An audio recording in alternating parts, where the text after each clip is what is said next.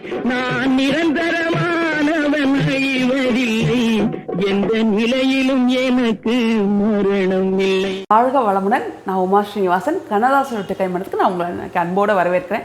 இன்றைக்கி நம்ம செய்ய போகிறது செட்டிநாட்டிலேயே ஒரு பிரபலமான ஒரு ஸ்வீட்டுங்க, ஆடிக்கூழ். ஆடிக்கூழுனா என்ன விசேஷமாக இருந்தாலும் சரி, ஆடிக்கூழ் இல்லாமல் கல்யாணமும் சரி, எல்லா நிகழ்ச்சியும் சரி, எதுவுமே இல்லைங்க. ஆடிக்கூழுன்றது அவ்வளோ பிடிக்கும். பிடிக்காதவங்கன்றது கொஞ்சம் கம்மியாக இருப்பாங்க. ஆனால் எனக்கு தெரியல. ஆனால் எனக்கு தெரிஞ்சு இது பிடிச்சவங்க தாங்க ஜாஸ்தி. ஆடிக்கூழுனா அவ்வளோ பிடிக்கும் எல்லாருக்குமே. ஆடிக்கூழுன்றது சில இடத்துல உளுந்தங்களின்னு சொல்லுவாங்க. அவங்க எப்படின்னா உளுந்தங்களினா அது நல்லெண்ணெய் ஊற்றி கிண்டுவாங்க. அந்த உளுந்தங்களி நல்லெண்ணெய் ஊற்றி கிண்டி அந்த சமைஞ்சு உட்காந்துருக்க பிள்ளைங்களுக்கு அதை கொடுப்பாங்க. ஏன்னா இடுப்பு பலம் பெறணும்னு சொல்லிட்டு, இடுப்பு பலமாக ஆகணுன்றதுக்காக. ஏன்னா மாசமாக இருக்கும்போது மாசமாக இருக்கும்போது அந்த பிள்ளைங்களுக்கு நம்மளுக்கு இடுப்பு தானே வலி ஜாஸ்தியாக இருக்கும். அந்த இடுப்பு பலமாக இருக்கணுன்றதுக்காகவே அந்த சமைஞ்ச புதுசில் இந்த களியை கொடுப்பாங்க, உளுந்தங்களின்னு கொடுப்பாங்க. ஆனால் அதில் நல்லெண்ணெய் ஊற்றி பண்ணுவாங்க. அதுவும் ஸ்வீட் தான், ஆனால் நல்லெண்ணெய் ஊற்றி பண்ணுவாங்க. அது குழந்தைங்களுக்கு சுத்தமாக பிடிக்காது. சாப்பிட்றதுக்குள்ளேயும் போதும் அந்த முட்டையும் நல்லெண்ணையும் சாப்பிட்றதுக்குள்ளும் குழந்தைங்களுக்கு போதும்னு ஆயிரும். பிடிக்கவே பிடிக்காது. என் பொண்ணே எடுத்துகிட்டு இருக்கா, அவளே மூஞ்சியை சுளிக்கிறா. இப்போ முட்டை நல்லெண்ணெயை சேர்த்து சாப்பிட்ணுன்னா அது நாங்கள் எப்படின்னா இதை எப்படி கொடுப்போம்னா, நாங்கள் முட்டையும் நல்லெண்ணெயை அதில் ஒரு ஸ்பூன் நல்லெண்ணெயை கலந்து முட்டையில் அப்படி குடிக்க சொல்லிடுவோம். அதை மேலாக லேசாக உடச்சிட்டு அதில் ஒரு ஸ்பூன் நல்லெண்ணெயை ஊற்றி அப்படி வாயில் ஊற்றிக்க சொல்லிடுவோம். ஊற்றி முழுங்கிடணும். நாட்டு முட்டை தாங்க இது. கோழி முட்டை இந்த பிராய்லர் கோழி முட்டையெல்லாம் இல்லை, நாட்டு முட்டை தான். அந்த முட்டையில் தான் நல்லெண்ணெய் ஊற்றி கொடுப்போம். அதுவும் பலம் பெறுவாங்க. அதே மாதிரி இந்த களியும் உளுந்தங்களியும் ரொம்ப பலம் பெறுவாங்க. ஆனால் நாங்கள் பண்ணுற உளுந்தங்களையும் எல்லாருமே சாப்பிட்லாம். அந்த உட்கார வச்சுருக்க குழந்தைங்களுக்கு கொடுத்தீங்கன்னா சாப்பிட்டுட்டு திருப்பி கேட்பாங்க சமைஞ்ச பிள்ளைங்க, எனக்கு இன்னும் வேணும்னு சொல்லி. அந்த அளவுக்கு இது எங்கள் இதில் ரொம்ப டேஸ்ட்டாக இருக்கும். ஏன்னா நெய் தான் இதில் நாங்கள் ஊற்றி பண்ணுவோம் எப்போவுமே. நெய்யும் அதில் கொஞ்சம் எண்ணெய் இப்போ கலக்கிறோம். ஏன்னா கொஞ்சம் தலை எப்போவுமே இருக்கணும்னா எண்ணெய் கலந்தால் கொஞ்சம் தலை இருக்குங்க. நெய் கலந்தால் கொஞ்சம் பனிக்காலம் இப்போ அப்படிங்கும்போது அது கொஞ்சம் திக்காக அப்படியே உறைஞ்சி போயிடுது. அதனால் எண்ணெய் கொஞ்சம் கலந்து தான் இப்போ எல்லாருமே பண்ணுறோம். ரொம்ப ரொம்ப டேஸ்ட் ரொம்ப நல்லாயிருக்கும். அதுக்கு தேவையான பொருள் இப்போ நான் சொல்கிறேன். எண்ணெயும் நெய்யும் சேர்த்து ஒரு 200 கிராம் இருக்கணுங்க. அப்போ தான் உங்களுக்கு கரெக்டாக இருக்கும். எண்ணெயும் நெய்யும் சேர்த்து ஒரு 200 கிராம். நெய்யை கூட நீங்கள் ஜாஸ்தியாக ஊற்றிக்கலாம். அப்போவே சாப்பிட்றதா இருந்தால் கொஞ்சம் உள்ளெல்லாம் வைக்கிறதா கொஞ்சம் எண்ணெயும் ஊற்றிக்கோங்க நல்லா ஜாஸ்தியாகவே. எண்ணெயும் நெய்யும் சேர்த்து 200 கிராமு. இது வெல்லம், கருப்பட்டி ரெண்டும் சேர்த்துங்க. வெல்லம் ஒரு அழகுனா கருப்பட்டி 3/4 அழகு. இது போட்டு பாருங்க, தண்ணி ஊற்றி இப்போ கலக்கி வச்சுருக்கேன். இதை அடுப்பில் வச்சு கிண்டி வடிகட்டணும். இது தண்ணி ஊற்றி மட்டும் ஒரு 3 கிளாஸ் தண்ணி ஊற்றி இப்போ கலக்கி வச்சுருக்கேன். இதுதாங்க உளுந்தங்களிக்கு தேவையான உளுந்து. இது எப்படி அரைக்கிறதுன்னு இப்போ நான் சொல்கிறேன். உளுந்தங்களிக்குன்னா இப்போ எப்படி நாங்கள் 5 அழகு உளுந்து, கரெக்டாக சொல்கிறேன், 5 அழகு உளுந்து, ஒரு கைப்பிடிக்குள்ளே பச்சரிசி, 1/4 அழகு பச்சரிசிங்க. 5 அழகு உளுந்துக்கு ஒரு 1/4 அழகு பச்சரிசி எடுத்துக்கிட்டிங்கன்னா கரெக்டாக இருக்கும். 1/2 அழகு பாசிப்பருப்பு, பச்சை பயிர், பச்சை இருக்க பயிருங்கள சாம்பார் வைக்கிறோம்ல அந்த பருப்பு, பாசிப்பருப்பு 1/2 அழகு. 5 அழகு 1/2 அழகு பாசிப்பருப்பு, 1/4 அழகு பச்சரிசி. இதை என்ன செய்யணும்னா, ட்ரையான பாத்திரத்தில் முதல் உளுந்தை நல்லா வறுத்து எடுத்துக்கணும். நல்லா செவந்திருக்கணும், கருகிடக்கூடாது. செவக்க வறுத்து எடுத்துக்கணும்.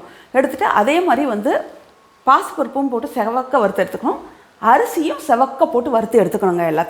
எல்லாத்தையும் வறுத்து எடுத்துக்கிட்டு நம்ம கொஞ்சமானா மிக்சியிலலாம் இதை அரைக்கவே முடியாது. ஏன்னா இது வெண்ணெய் மாதிரி அரைக்கணும். அதனால் மிஷினில் தான் கொடுக்கணும். மிஷினில் கொடுத்தா 1 கிலோ மினிமம் கொடுத்தா தான் அவங்க அரைச்சி தருவாங்க. இது 1 கிலோ போட்டு அரைச்சி வச்சுக்கிட்டிங்கன்னா நீங்கள் எப்போ வேணாலும் ஃப்ரிட்ஜில் அழகாக ஒரு டப்பாவில் ஸ்டோர் பண்ணி வச்சுக்கிட்டிங்கன்னா எப்போ ஸ்வீட் தேவைப்படுதோ அப்போ எடுத்து பண்ணி சாப்பிட்டிங்கன்னா பிரமாதமாக இருக்கும். இப்போ இந்த ஆடிக்கூழ் எப்படி பண்ணுறதுங்கிறது நம்ம பார்க்கலாங்க.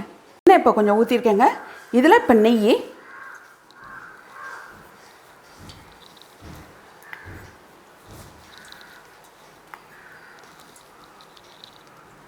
நெய் கொஞ்சம் தாராளமாகவே போட்டேன் நான்.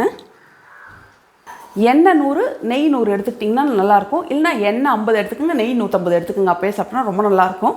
ஊற்றி வச்சுருக்கேன். ரெண்டும் இப்போ காயுது. அந்த பக்கம் எண்ணெய் காஞ்சிட்டு இருக்கும்போதே இந்த பக்கம் 3 டம்ளர் ஊற்றி வெல்லம் 1 அழகு, கருப்பட்டி 3/4 அழகு போட்டு ஏற்கனவே தண்ணி ஊற்றி வச்சதால் கரைஞ்சிருச்சு. இது சூடு பண்ணிக்கணும். அது வறுக்கிறதுக்குள்ளேயே அந்த மாவை இது சூடாகட்டும்டா. மாவு நான் 1/4 அழகு எடுத்து வச்சுருக்கேன். கால் கிலோ 1/4 அழகுனா 1/4 கிலோ மாவுங்க.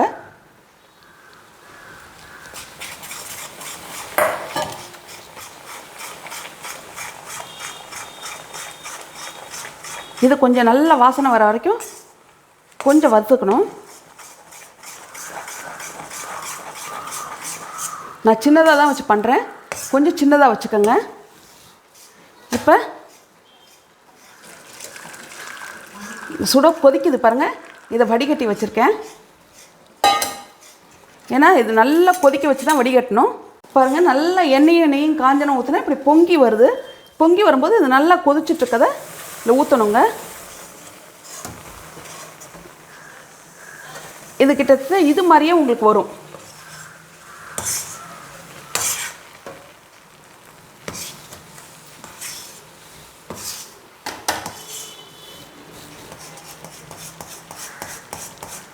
வாசனை அப்படி கமன்னு இருக்குங்க. இன்னும் நெய் வேணுனாலும் இந்த ஸ்டேஜில் நீங்கள் ஊற்றிக்கலாம். பாகு வந்து கட்டாயம் வந்து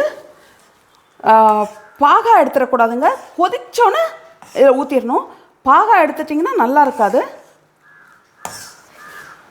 ரொம்ப கெட்டியாக இருக்க வேணாம், இது கொஞ்சம் தளதளன்னு இருந்தால் ரொம்ப நல்லாயிருக்கும்.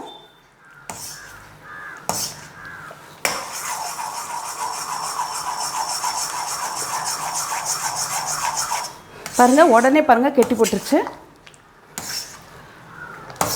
இதோட வேலை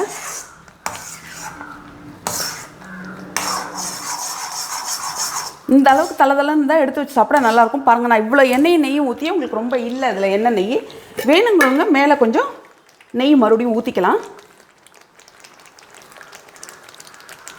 நெய்யும் வீட்டில் காய்ச்சினது தாங்க.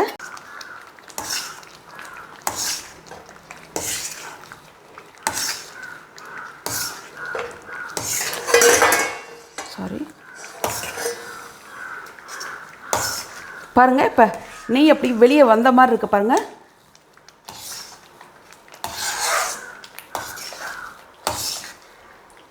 இது ரொம்ப நேரம் கிண்ட வேணாங்க, ஏன்னா வந்து மாவும் வறுத்தது தான், எண்ணெயில் போட்டு நல்லா இப்போ வறுத்துட்டோம். பாருங்கள், ரொம்ப நல்லாயிருக்கும். இது இப்படி சாப்பிட்றது தான். இன்னும் நெய் வேணாலும் நீங்கள் ஊற்றிக்கலாங்க. அப்படி தளன்னு தெரிகிற மாதிரி நெய் இன்னும் கூட ஊற்றிக்கலாம். ஆனால் ரொம்ப சாப்பிட முடியாது, ரொம்ப நெய் ஊற்றினா ரொம்ப திகட்டும். இந்தளவு நெய் ஊற்றினா உங்களுக்கு நல்லாயிருக்கும்.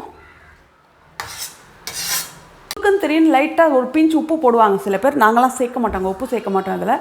இப்படி தான் சாப்பிட்ணும். இது ரொம்ப ரொம்ப டேஸ்ட் ரொம்ப நல்லாயிருக்கும். இன்னும் நீங்கள் நெய் ஊற்றிக்கனாலும் ஊற்றிக்கலாம். நெய் சொன்னேன் இல்லைங்க, நாங்களே காய்ச்சினதுன்னு. ஏன்னா வெண்ணெய் எடுத்து இதெல்லாம் காய்ச்சதெல்லாம் இல்லைங்க, அவ்வளோலாம் கஷ்டப்படல.